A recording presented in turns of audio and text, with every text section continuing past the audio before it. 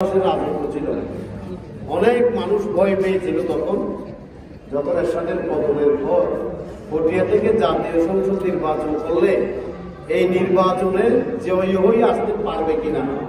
কারণ পটিয়া ছিল অস্ত্রের জমজমানি, মাস্তানের আড্ডাখানা ছিল, এখানে স্মাগলিং এর ব্ল্যাকের স্বর্গরাজ্য ছিল এবং পটিয়ার বিভিন্ন মাস্তান বাহিনীতে ভরপুর ছিল, প্রকাশ্যে অস্ত্র নিয়ে চলাফেরা করত।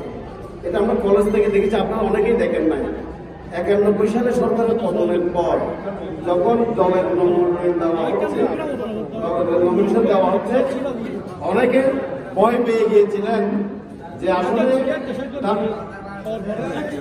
আসলে ধানের শীষের নির্বাচন প্রতীক নিয়ে নির্বাচন করে আমরা জয়ী হয়ে আসতে পারবো কিনা। আমরা তখন দেখলাম উদীয়মান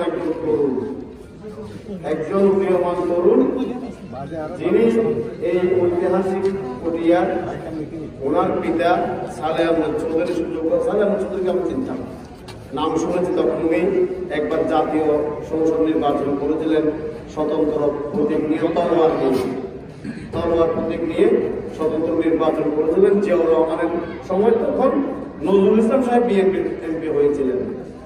আমাদের সালেহ আহমদ চৌধুরীর স্বপ্ন ছিল তার পরিবার থেকে পটিয়ায় নেতৃত্ব দেবে, সালেহ আহমদ চৌধুরী এমপি হবে। এটা ওনার স্বপ্ন ছিল, আল্লাহ হয়তো সেটা পূরণ করেছেন ওনার সুযোগ্য পুত্র শাহ মোহাম্মদ চৌধুরী মন্টুর মাধ্যমে। শাহ মোহাম্মদ চৌধুরী মন্টু ভাই আমার তখন ছোট ছিলাম, উনিও খুব টকবক একজন তরুণ ছিল।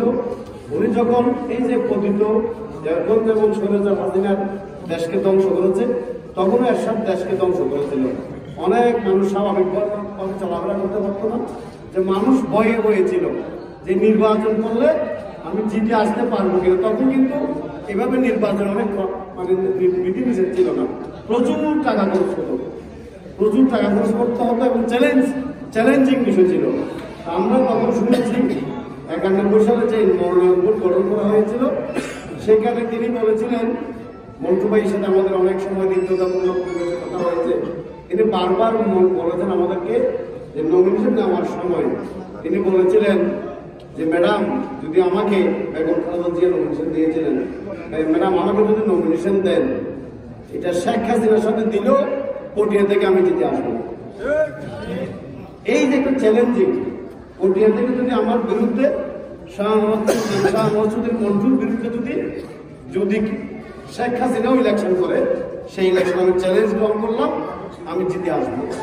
উনি বলতেন, ওনার গল্পগুলো উনি বলতেন মাত্র আমার বিজয়ী হওয়ার পরে যে উনি নমিনেশন নিলেন। উনি বলছে আমার পরিবারের ঐতিহ্য আছে, আমি সালেহ আহমদ চৌধুরীর ছেলে, আমাদের ইন্ডাস্ট্রি আছে, শিল্প কারখানা আছে, এলাকায় প্রতিষ্ঠান করেছি, দান করেছি।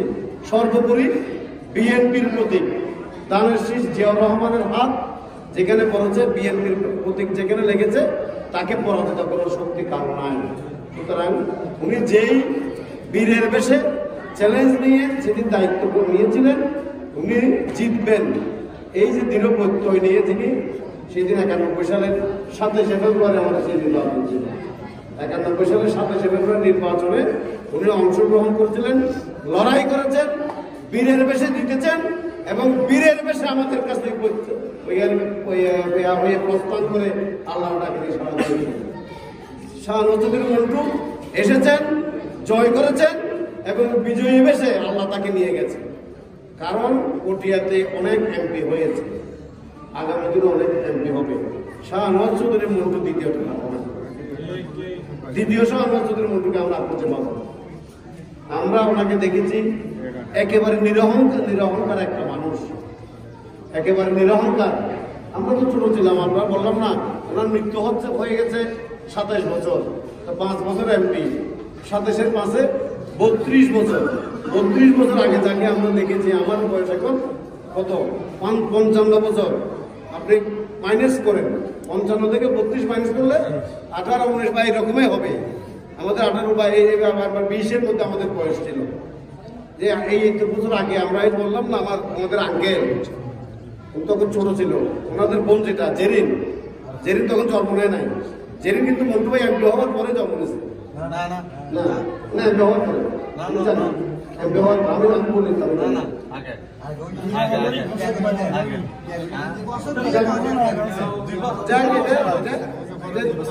আমাদের এই যে মন্টু ভাই এখানে এখন আমাদের একটা নিরহংকার লোক, এত বড় আপনারা যারা দেখেন নাই, এই যে এখন আমাদের এনাম ভাই হয়তো মন্টু ভাইয়ের কিছু ছায়া আমার উপর পড়েছে।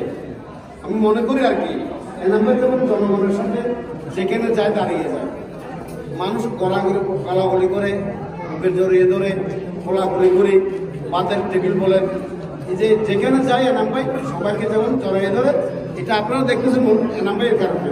এনাম ভাই